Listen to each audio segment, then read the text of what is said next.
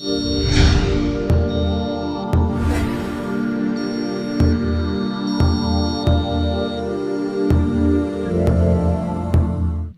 et bienvenue dans cette nouvelle vidéo pour Cinéma 4D. Aujourd'hui, une vidéo mini tutoriel réponse de questions en fait. C'est-à-dire que j'ai reçu quelques questions par commentaire et par un message privé et puis je vais y répondre. Donc il y a trois questions en fait parce que c'est plus simple de répondre ici avec Cinéma 4D d'ouvert. Donc la première question c'est à quoi correspond ici HPB dans Cinéma 4D dans les rotations. Euh, voilà, j'ai un objet d'ouvert. Je transforme en objet éditable, en polygone. Ici, dans les coordonnées, j'ai position X, position Y, position Z, rotation X, rotation Y, échelle X, échelle Y, échelle Z. Et rotation, c'est pas rotation X, Y, Z, c'est rotation H, rotation P, rotation B. Alors, à quoi correspond HPB? H, c'est heading, P, c'est pitch, et B, c'est bank. Rotation heading, rotation pitch, rotation bank. C'est un système comme XYZ, mais qui est plus basé sur l'animation. Donc il n'y a pas à se soucier trop de ça. Vous savez juste que ici c'est heading, pitch et bank. Voilà, donc ça j'ai répondu. C'est assez simple. Ensuite on m'a demandé comment faire flotter un élément sur ma scène d'océan. Et donc je vais expliquer ça tout de suite. Et puis ensuite on verra un petit peu les splines parce que on me demande de faire des tutoriels sur les splines parce qu'il y a plusieurs personnes qui ont du mal avec les splines. Donc on verra ça après. D'abord, faire flotter un élément sur les vagues de l'océan. Alors je vais pas refaire la même scène. Je vais juste montrer comment ça fonctionne. C'est-à-dire que je vais faire un plan. Je vais faire un plan de 800 par 800. 20 segments, 20 segments. Je vais lui mettre dessus un déformateur pour qu'il ondule. Donc ici, je vais prendre un déformateur formule, c'est le plus simple, pour faire des déformations rapides. Comme ça, et je le place dessus. Ça permet d'ajouter ici en fait une déformation suivant une formule qui est indiquée ici, une formule mathématique. Et donc ici, si je fais play, j'ai une déformation en fonction de cette formule. Je vais mettre plus de frames. Ah oui, une petite chose que je veux dire à chaque fois que j'oublie. Ici, tous les champs avec des numéros, ce sont des calculatrices. C'est-à-dire que vous n'êtes pas obligé de mettre un numéro. Si vous avez un calcul à faire, vous pouvez taper votre calcul directement. Par exemple, ici, je sais que je fonctionne à 25 images par seconde. Si je veux par exemple 20 secondes, je fais multiplier par 20 et je fais entrer. Et ça me calcule automatiquement le nombre de frames que j'ai besoin. Alors pareil pour tout X, Y, Z, hein, vous pouvez mettre des calculs que vous voulez. Hein. Ce sont des vraies calculatrices. Donc ici, j'ai donc un plan qui se déforme. Maintenant que j'aimerais qu'un objet flotte sur ce plan, alors on va prendre un objet schématique, on va prendre à faire un cube comme ça. On va dire que c'est une bouteille, de manière symbolique, mais c'est une bouteille. Donc là, si je fais play, en fait, ici ma bouteille symbolique ne bouge pas. Elle reste fixe. C'est pas une bouteille à la mer, c'est un cube fixe. Donc ça va pas. Ce qu'il faudrait, c'est que la bouteille ait des mouvements qui suivent en fait les ondulations de mon plan. Qui suivent toujours le plan qui soit attaché à la surface du plan. Et il y a un tag justement qui sert à ça. Il y a plusieurs façons de le faire, mais je vais vous donner la méthode la plus simple qui consiste à utiliser un outil d'animation. Il y a un tag, donc je vais mettre stop, qui permet justement de fixer un élément sur une surface ou contraindre justement, je dis contraindre parce que c'est le nom du tag, à contraindre certains comportements. Donc ici je vais sur cube, sur mon élément que je veux contraindre, je fais un clic droit et je vais dans personnage. Suivant votre version de Cinema 4D, vous l'avez peut-être ailleurs, mais enfin je pense pas, je crois que c'est dans personnage, j'ai pas vérifié. Donc personnage, et ici j'ai contrainte. Ça ressemble à une petite punaise, l'icône. Donc je clique dessus, ça me l'ajoute ici. Et j'ai ces paramètres ici. Ici on a contrainte et il y a plusieurs types de contraintes. Ici celle qui va nous être utile, c'est clamp. Clamp. Vous pouvez regarder dans le dictionnaire à quoi ça correspond, hein. Mais ça permet de fixer en fait. Donc clamp, je choisis après, ça m'ajoute ici l'onglet clamper. Je sélectionne l'onglet clamper. Ici, je peux ajouter plusieurs contraintes clamp. Donc je vais en ajouter qu'une seule parce que j'en ai besoin qu'une. Donc je fais ajouter. Donc sur mon cube, j'ai une contrainte clamper. Je dois lui indiquer une cible, donc je lui indique le plan comme cible. Voilà, parce que je veux la fixer sur le plan, sur la surface du plan. Ici, elle est clampée sur l'origine du plan, ma bouteille. Donc je veux pas ça, je veux la fixer sur la surface. Donc ici, à la place d'origine, je choisis surface. Donc j'ai mon cube, qui est une bouteille, on va dire, a une contrainte. Elle est clampée, fixée sur la surface du plan. Maintenant, si je prends mon cube et que j'essaye de le déplacer, on peut voir qu'en fait, il suit les mouvements, la surface, en fait, il suit la topographie du plan. Donc là, si je le mets là, par exemple, et que je fais play, il va suivre les mouvements, en fait, du plan. Il suit les ondulations. C'est tout bête, c'est tout simple. Seulement là, il suit que seulement à la verticale et ça, c'est pas très bien parce qu'une bouteille, ça bouge un peu dans tous les sens quand c'est dans l'eau. Donc on va lui donner un petit peu plus d'animation. Alors je pourrais ajouter des clés pour le faire tourner un peu dans tous les sens, mais c'est pas ce qu'il y a de mieux. Ici, il y a beaucoup plus simple. Je vais sur mon cube, je fais un clic droit, propriété Cinema 4D et je choisis ici en bas vibration. Ça m'ajoute ici un tag vibration avec ses paramètres. On peut, avec le tag vibration, modifier la position, l'échelle ou la rotation. Ça va permettre de faire des vibrations en fait à notre élément sur ces trois possibilités. C'est-à-dire ici le faire grandir et réduire régulièrement, ou alors modifier sa position ou modifier sa rotation. Ici on va modifier la rotation, donc je coche ici rotation. Si je fais play, on voit qu'en fait il tourne, mais c'est pas dans le sens qu'on veut. Moi ici je veux pas qu'il tourne dans ce sens là, ou alors si, mais très peu. Non, on va mettre beaucoup en fait ici, on va mettre 60, on va essayer que 60 degrés comme ça, donc voilà, comme ça. Maintenant je veux qu'il tourne un peu dans tous les sens, donc ici je vais faire tourner, on va dire de 30 aussi 30, et là de 30. Voilà, et là si je fais les plays, il bouge un peu dans tous les sens. Ça va un peu trop vite, alors ici la fréquence je vais changer à 1. Voilà, on va voir ce que ça donne. Là, c'est déjà un peu plus comme une bouteille qui serait dans l'eau. Ça correspond un peu plus à ce qu'on veut. On peut ici changer les pulsations, demander des pulsations régulières, etc. On peut jouer avec tout ça, hein. Donc ici, c'est bon, j'ai une bouteille qui bouge. À suivre mon plan, j'ai plus qu'à l'animer. C'est-à-dire que ici, je sélectionne ma bouteille. Je vais aller la positionner, on va dire là-bas. Je mets une clé. Et puis à la frame 250, à peu près, 249, etc. Je vais aller la déplacer en fait ici, voilà.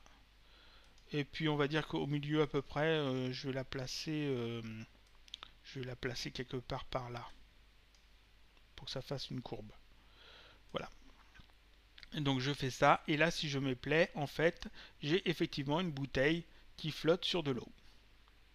C'est tout bête à faire, c'est vraiment très simple, et ça fonctionne bien. Voilà. Maintenant je vais passer au spleen. Pour les spleens, j'ai pas besoin de toute cette scène, donc je vais fermer ça, hein, tout fermer, non fermer, voilà. Donc j'ai un truc tout basique, de base.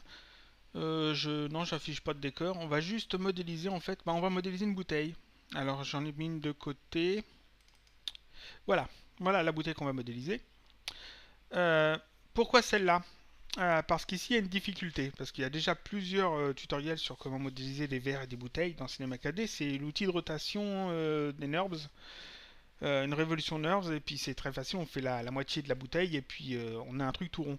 Mais là il y a une difficulté, c'est-à-dire que ici c'est rond, et là c'est carré.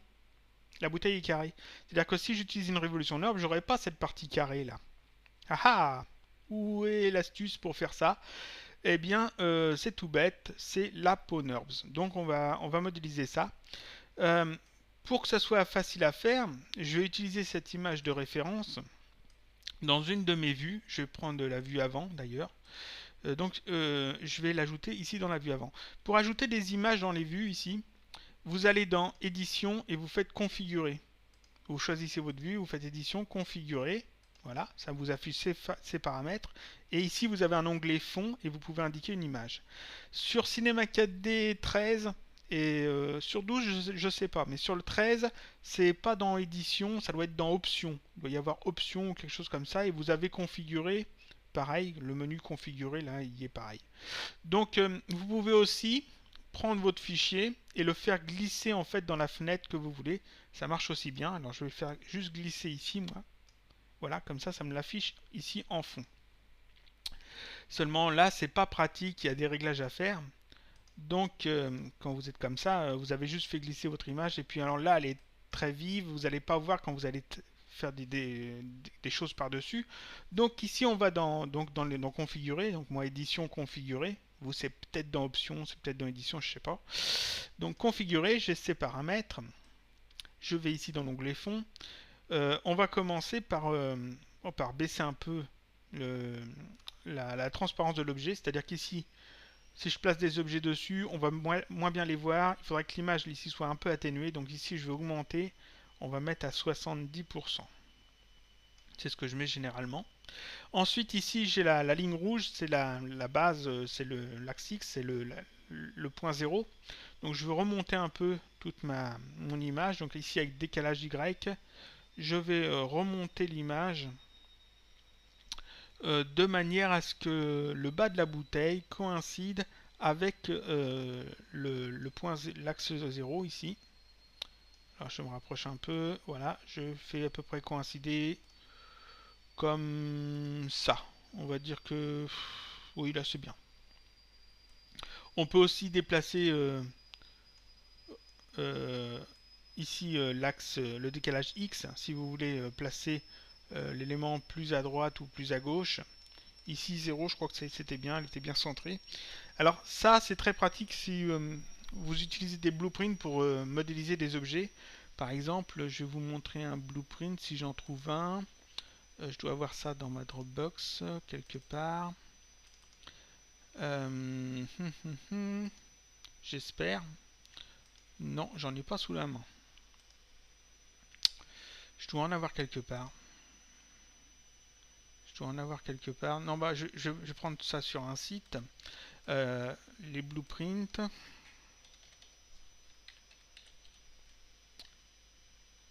Voilà, il y a un site qui s'appelle theblueprint.com. Alors, je vais le montrer. Voilà, theblueprint.com qui contient en fait des images avec des vues de plusieurs côtés. C'est-à-dire qu'ici, vous allez Blueprint Database. Vous avez un peu de tout. Par exemple, si vous voulez modéliser un vaisseau spatial, alors on va en prendre un peu au hasard. Celui-là, je sais pas. Ici, on va prendre ça. Voilà, ça vous affiche ici toutes les vues possibles. Donc ici de face et de derrière, ici de haut, ici de côté. Et donc vous sauvegardez cette image et vous l'ouvrez dans votre Cinema 4D en fond. Et puis ensuite vous avez juste à placer vos éléments par-dessus. Alors ici c'est les vaisseaux spatiaux, mais enfin vous avez plein d'autres choses. Ici on a des bateaux, des voitures, on a même ici des personnages et des animaux. Si vous voulez des armes, c'est ici. Il y a un peu tout, ça va des balles jusqu'aux toutes les sortes d'armes, y compris normalement les épées, les haches, je crois. Il doit y avoir ça quelque part. Il faut chercher un peu. Ce site-là, theblueprint.com, est un des sites. Ici, on a des trucs divers si vous voulez faire une PSP ou un téléphone et un iPhone. Ce site-là est un des sites de Blueprint, mais si vous tapez Blueprint sur Google, vous devriez en trouver d'autres. Donc ici, moi, j'ai juste besoin de ma bouteille. Tous les côtés sont identiques, donc j'ai pas à m'en soucier. Donc là, j'ai ma bouteille qui est bien positionnée. C'est parfait. Maintenant, il faut que je fasse en fait la forme de la bouteille. Alors, habituellement, on utilise pour les bouteilles et les verres ici une Revolution NURBS, c'est-à-dire qu'on fait la moitié de la bouteille, on met ça dans une Revolution NURBS et on a un truc tout rond. Mais là, elle est carrée. Donc je ne vais pas faire ça, je vais utiliser ici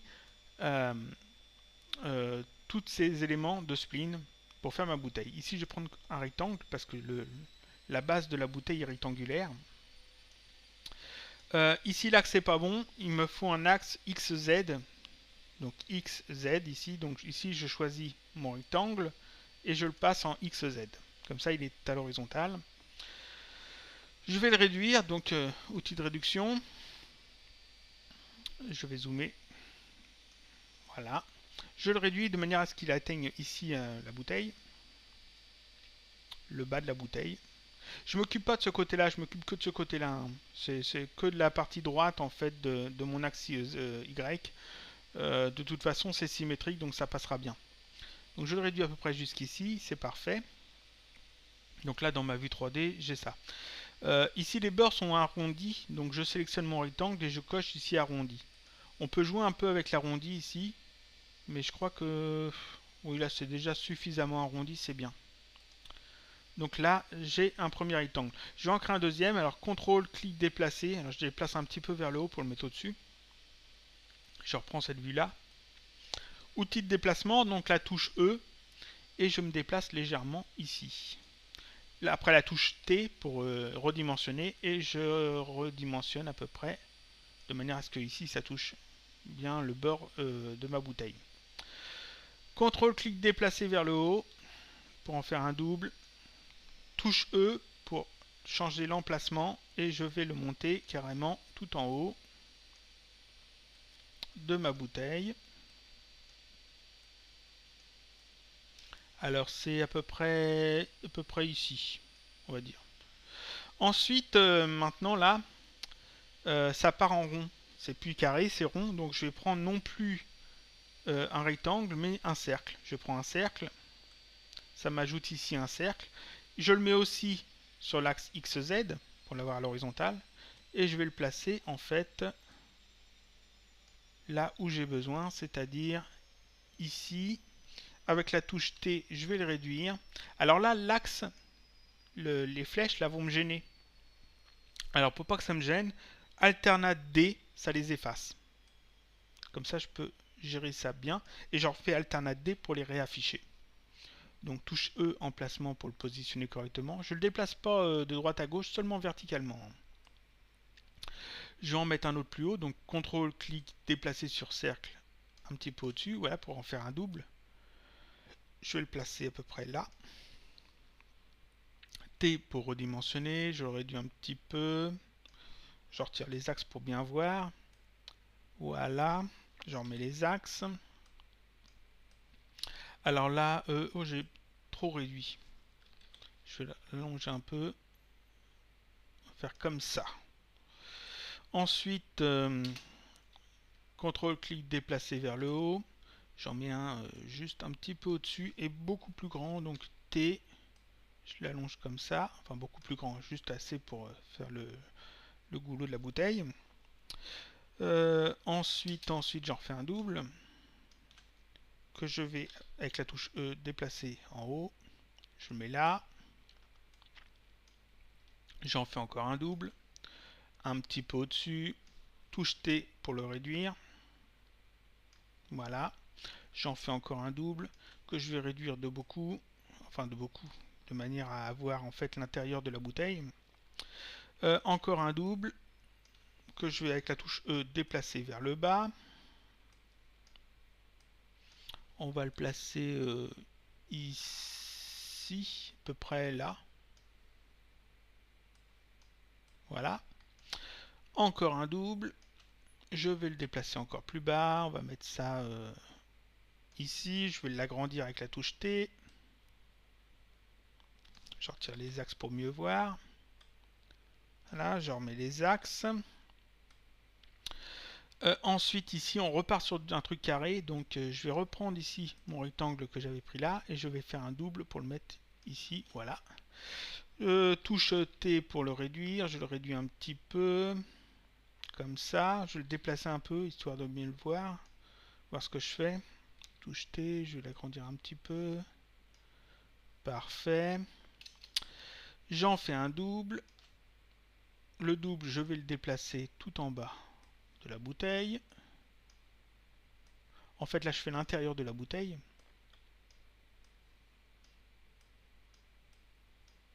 Donc ça je vais le placer ici. Voilà. J'en fais encore un double que je mets un petit peu plus bas et un petit peu plus petit afin de faire le fond intérieur de la bouteille. Là, normalement j'ai fini, je vais regarder la vue 3D ce que ça donne. Là. Donc ici j'ai tous mes éléments qui vont composer donc la bouteille. Là j'ai que des splines, donc je vais ici ajouter une PwnHerbs. Et je sélectionne tous ces éléments et je les fais glisser dans la PwnHerbs en gardant bien l'ordre. Et là j'ai ma bouteille qui est faite. Et donc ici le goulot est rond. Ensuite ça devient effectivement carré et à la base c'est du carré aussi. Et donc là j'ai ma bouteille qui est faite. Alors je peux ensuite forcément aller ajuster un peu les détails. C'est-à-dire qu'ici si je veux un petit peu modifier, je choisis en fait l'élément qui correspond et puis je peux le déplacer de manière à obtenir la forme que je veux. On peut retravailler en fait toutes les formes de la bouteille afin d'obtenir quelque chose de plus ou moins bien. Ici on ne voit pas le maillage parce que je suis en ombrage de Gouraud. C'est pas pratique. Je suis obligé de sélectionner mon objet pour voir en fait les lignes. C'est-à-dire que si je sélectionne pas mon objet, je vois pas les lignes. Si je sélectionne l'objet, je vois les lignes. Et là on voit que les lignes sont un peu déformées.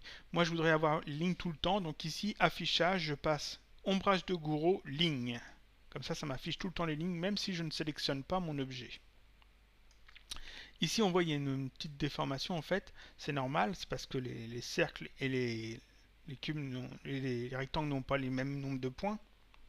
Donc je vais arranger ça un peu. Je sélectionne ici tous mes cercles, l'outil de rotation, et je vais les faire tourner un tout petit peu, on va dire de 20 degrés comme ça, afin d'avoir des lignes un petit peu plus droites sur les côtés. C'est un petit peu plus propre. C'est pas mal. Donc là, j'ai fait une bouteille. Il n'y a plus qu'à mettre une texture de verre. Alors, mais c'est pas tout. Ici, on a une autre bouteille, mais il reste un élément. Ici, il reste le bouchon. On n'a pas fait le bouchon. Donc, le bouchon, je vais prendre une révolution NURBS. Donc, je vais prendre ici une spline linéaire. Alors, je vous conseille de travailler d'abord avec les splines linéaires quand vous débutez. C'est plus pratique. Moi, je continue de travailler avec parce que j'aime bien. Mais c'est plus pratique à utiliser. Et tous les outils de spline sont disponibles. Donc, ici, je vais d'abord placer un point ici sur le haut du bouchon au milieu, un point ici un petit peu en dessous, voilà, là, un point ici. N'oubliez pas que si les axes vous gênent, vous pouvez faire alternate D pour les faire disparaître, hein. Comme ça vous voyez mieux, puis ça vous gêne plus. Et un point ici, voilà. Je remets mes axes. Touche espace pour reprendre l'outil de sélection. Je vais sélectionner ce point là, et ici je vérifie que c'est bien 0 en X. Je mets 0 parce qu'il faut que ça soit vraiment sur l'axe X.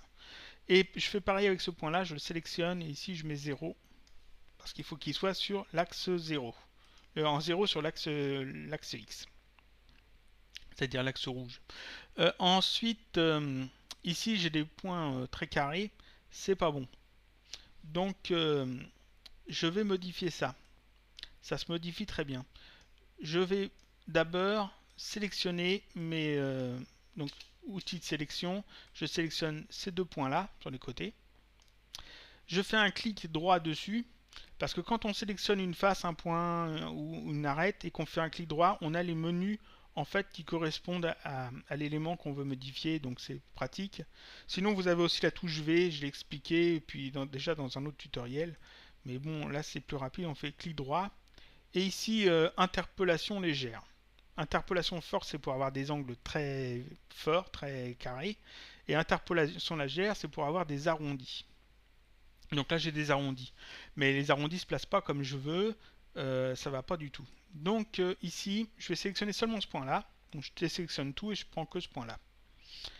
Je prends l'outil de déplacement, c'est important parce que sinon ça marche pas. Donc la touche E pour avoir l'outil de déplacement, j'appuie sur la touche Shift, la touche majuscule, et là je peux déplacer la petite aiguille noire ici afin d'arrondir mon angle, comme ça. Voilà. Je vais faire pareil avec l'autre. Alors je vais peut-être replacer un peu le point comme je veux. Vous pouvez tout déplacer là, il n'y a pas de souci. Ensuite, touche espace, je sélectionne ce point là. Je vais zoomer un peu dessus. Faut quand même qu'on voie l'image. Voilà. Touche Shift majuscule foncé en mode déplacement, sinon ça marche pas. Je déplace en fait ici la petite aiguille. Je peux déplacer aussi le point de manière à obtenir en fait la forme que je veux. Voilà, donc là c'est fait. J'ai donc des coins un peu mieux pour mon bouchon. Je repasse en mode objet. Ici je prends ma Revolution NURBS et je me place donc ma spline à l'intérieur. Voilà. Et donc ça, je vais renommer ça bouteille. Et ça, je vais le renommer en bouchon.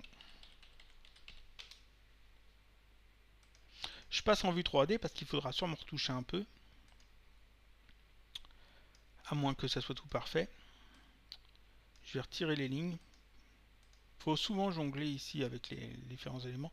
Ici, je vais peut-être faire le bouchon légèrement plus gros. Donc je reprends ma spline ici. Je reprends je rouvre bouchon. Je prends l'outil de sélection en mode point. Je vais sélectionner ces deux points là. Alors celui-là et celui qui est plus bas. Si je retire la bouteille, on devrait voir, voilà, c'est deux points seulement sur le côté. Et je peux les déplacer légèrement de manière à agrandir ou pas le bouchon. Donc là, c'est pas mal. Bon, là j'ai une bouteille. C'est une bouteille à la mer, donc il y a un message dedans normalement. On va donc faire un papier enroulé pour faire un message. Donc pour ça, je vais avoir besoin de quoi? Je reviens dans cette vue-là. Je vais avoir besoin d'un papier enroulé, donc je prends ici d'abord une spline linéaire que je fais un clic ici à peu près et un clic là, c'est la hauteur du papier qui sera enroulé. Voilà, comme ça. Je pourrais rajouter des points. Non, je peux rajouter de points, mais je pourrais, mais on va laisser ça comme ça. Donc j'ai juste un trait. Ensuite, il faut que je fasse le papier, donc je vais prendre ici une spirale. On voit en 3D ce que ça donne ça. Elle n'est pas dans le bon sens ici, donc je vais changer ici ma spirale, je vais changer son sens, je prends XZ. Voilà, comme ça. Je vais la mettre sur le côté pour qu'on voie mieux. Ici, c'est pas bon la façon qu'elle est faite, donc je la sélectionne. Voilà, je réduis ça. Rayon initial, rayon final et hauteur. Tout ça, je vais modifier. Rayon initial, on va mettre 75. Donc c'est en bas ici de la spirale, 75. Rayon final, on va mettre 50 peut-être. Oui, 50. Et hauteur, on va mettre beaucoup moins, on va mettre 10, non 30. Ça donne quoi 30? 30 c'est bien. Maintenant, cette spirale, je veux la reproduire le long de ma spline ici. Donc ici dans les NURBS, je vais choisir extrusion contrôlée NURBS. Dans l'extrusion contrôlée NURBS, je mets ma spirale en premier et je mets la spline en dessous. Voilà. Alors ici, je sélectionne l'extrusion contrôlée NURBS. Ici, ça ne va pas parce que ici ma spirale, j'ai modifié XY et là il faut laisser, j'ai mis XZ et il faut laisser XY. Voilà. Donc je remets ça comme ça. On jette un petit coup d'œil à ce que ça donne. C'est pas mal, ça fait bien un petit rouleau de papier, mais alors non, on va changer un petit peu dans la spirale, on va changer quelques petites choses. Par exemple, je vais essayer de réduire la hauteur peut-être. Et ici, rayon initial, je vais plutôt mettre 50 et ici, je vais mettre 75.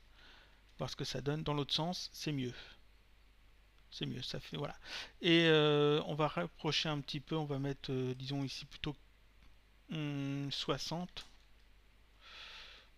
60. C'est pas mal, 60. Donc voilà. Seulement là, il est tout droit, mon papier, c'est pas terrible. Donc je prends l'extrusion contrôlée. Ici, dans Objet, j'ai Détail. Et Détail, ça, c'est la forme. En fait, j'ouvre ici et j'ai ces deux graphiques. En fait, ici, la mise à l'échelle qui va nous servir. Alors, je vais d'abord, pour que ça ait une incidence, il faut que je change ma spline. Parce que ici, j'ai utilisé une spline linéaire adaptative. Donc, je vais changer ça. À la place d'adaptative, ici, je mets naturel. Je pense que ça devrait être bon. On va voir ça tout de suite. Je retourne ici dans extrusion contrôlée. Ici, je fais au milieu, je fais un clic et je déplace légèrement vers le bas. C'est bon, ça marche.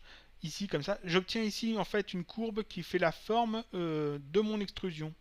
C'est-à-dire qu'ici maintenant, mon petit rouleau de papier, ici, mon petit parchemin, il est légèrement plus pincé au milieu. C'est parfait. Donc je peux arranger ça. On peut mettre carrément beaucoup, mais ça serait ridicule. Alors je vais faire ça à peu près comme ça. Ça devrait suffire. Forcément, ici, le point là gère l'angle du bas, là où on a mis le point en premier, et ici, l'angle où on a mis le point en dernier. Voilà, ici. Et on peut ajouter autant de points qu'on veut, hein, si on veut faire des formes plus compliquées. Donc là, voilà, j'ai mon rouleau de parchemin de fait. On va texturer tout ça. On va texturer tout ça tout de suite. Donc pour les textures, on va pas trop se prendre la tête, ça va être tout simple. D'abord, j'ai besoin d'une texture de verre, donc je vais aller chercher ici dans la médiathèque les textures qui pourraient convenir. Alors, que je ne me trompe pas. Voilà, dans la médiathèque, donc glossy transparent dans MoGraph, je vais prendre par exemple du verre comme ça. Ensuite, je crée une texture pour le bouchon. Alors, un nouveau matériau. Je retire la spécularité. Il y a une chose qu'il faut que je dise aussi. Souvent, je vois dans les tutoriels et dans les intros, les backgrounds, tout ça. Souvent, les gens ajoutent de la réflexion, mettent un Fresnel dessus et disent ça fait mieux. C'est pas forcément vrai. Vous n'êtes pas obligé de mettre de la réflexion sur tous vos objets. Les textures mat, c'est très beau. Hein. Et c'est plus rapide à calculer. Donc essayez de jouer un peu avec les textures mat avant d'aller ajouter de la réflexion. Et ensuite, réflexion, le Fresnel, c'est pratique que c'est utile que sur les éléments avec des contours arrondis. Hein. Mettez pas un sol avec un Fresnel dessus, c'est ridicule. Ça vous servira à rien. Vous allez augmenter le temps de rendu de votre image ou de votre animation et ça ne rendra pas mieux en fait. Faites le test avec et sans, vous verrez.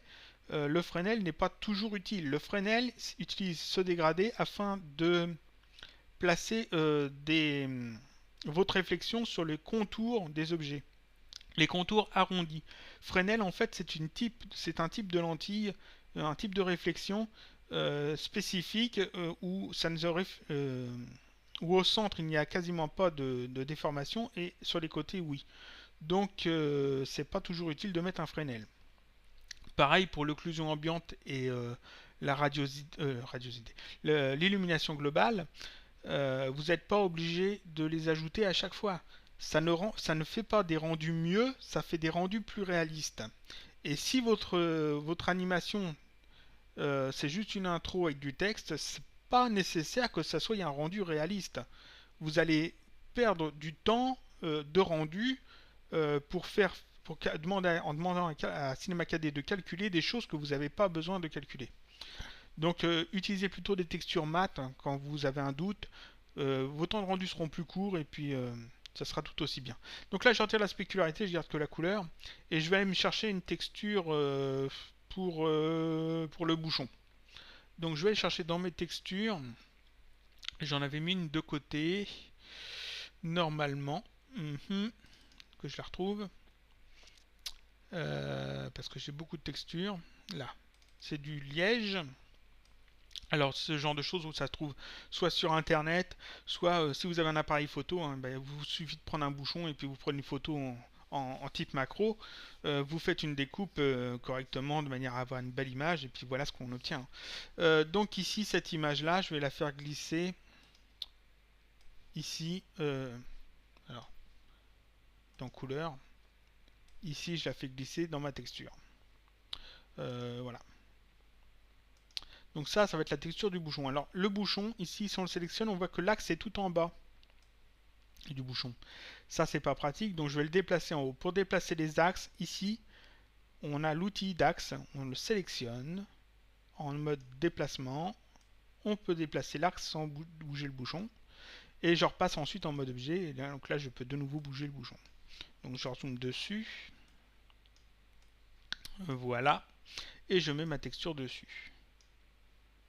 Alors ma texture, je la sélectionne. Ici, le type de projection, c'est UVW. Un type de projection qui est très bien, surtout quand vous utilisez par exemple Body Paint, parce que vous êtes obligé d'utiliser les UVW. Mais enfin, ici, je vais utiliser du cubique. Ça devrait être suffisant. Et je vais réduire en fait ma texture, c'est-à-dire qu'ici, je sélectionne la texture, le bouchon. Je passe ici en mode de gestion de la texture, en mode texture. J'obtiens ici le cube sur lequel la texture est appliquée et je peux le réduire comme je veux à la bonne dimension. Ou alors je peux carrément aller cliquer ici sur le tag texture et faire adapter à l'objet. Voilà, et il me le met directement à la bonne dimension. Je repasse en mode objet, outil de sélection. Là, j'ai ma texture de bouchon qui est mise en place. Je mets ici la texture de verre sur la bouteille. Voilà. Maintenant, il reste le parchemin. Alors le parchemin, pareil, sur Internet, vous trouverez des textures plus ou moins réalistes. Alors, est-ce que j'en ai une de côté? Je vais aller chercher dans mes textures. Texture, dossier, tissu papier. Celle-là doit être bien. Non. Je cherche un petit instant.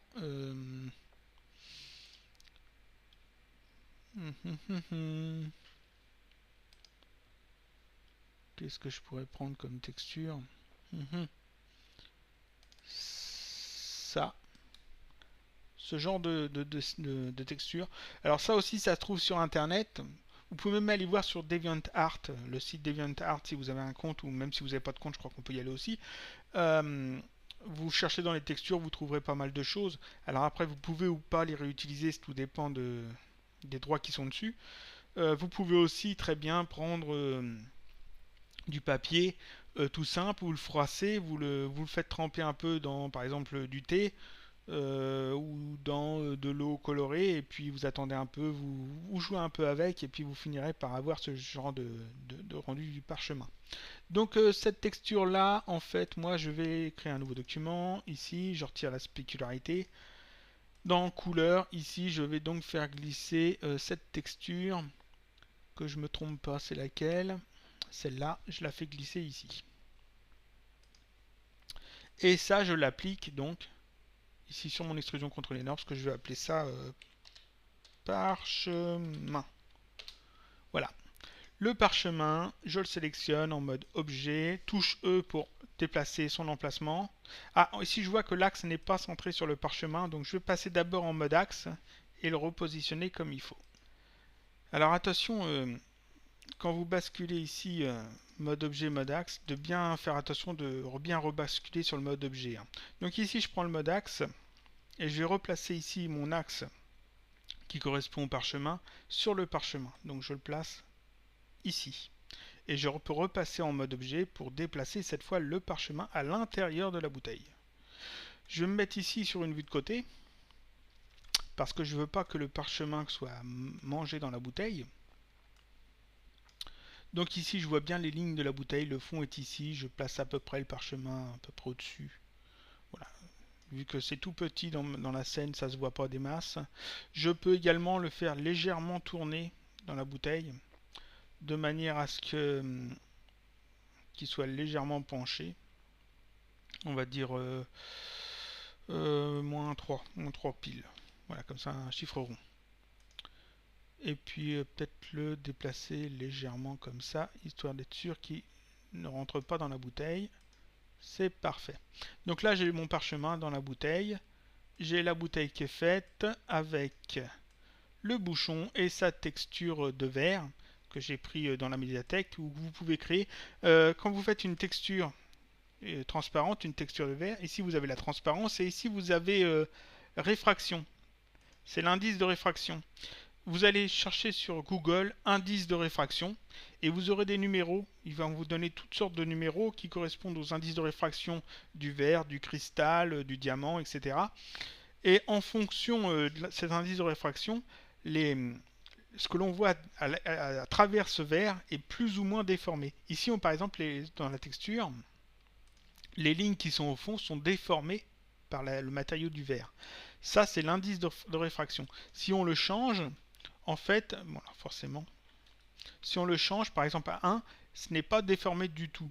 Si je mets ça à 10, c'est très déformé. 10, ça, on peut pas, ça va jusqu'à 4. Donc ici, c'était 2, je laisse 2. Vous pouvez voir, donc vous regardez sur Google, indice de réfraction, et vous verrez, il y a des sites qui doivent les lister, c'est quasiment sûr. Donc voilà, là on arrive à la fin du tutoriel, je crois que c'est bon. Donc ça, on le groupe, c'est-à-dire qu'on sélectionne tout, on fait Alternate G, et on vérifie que ici, l'axe du groupe, on va appeler ça bouteille, bouteille à la mer, voilà, que l'axe ici est placé au bon endroit, parce que vous vous souvenez, c'est l'axe qui est utilisé quand on clampe, quand on fixe un objet sur une surface avec le tag contrainte que j'expliquais un peu avant. Donc si votre axe est tout en bas de la bouteille par exemple, c'est le bas de la bouteille qui sera sur la surface. C'est pas bon. Il vaut mieux que ça soit à peu près au milieu ici pour vraiment que la bouteille soit à moitié immergée. Et puis voilà. Donc le tutoriel est fini. Je pense avoir répondu assez bien aux questions. Je vous dis à bientôt pour un prochain tutoriel, mini tutoriel sur Cinema 4D.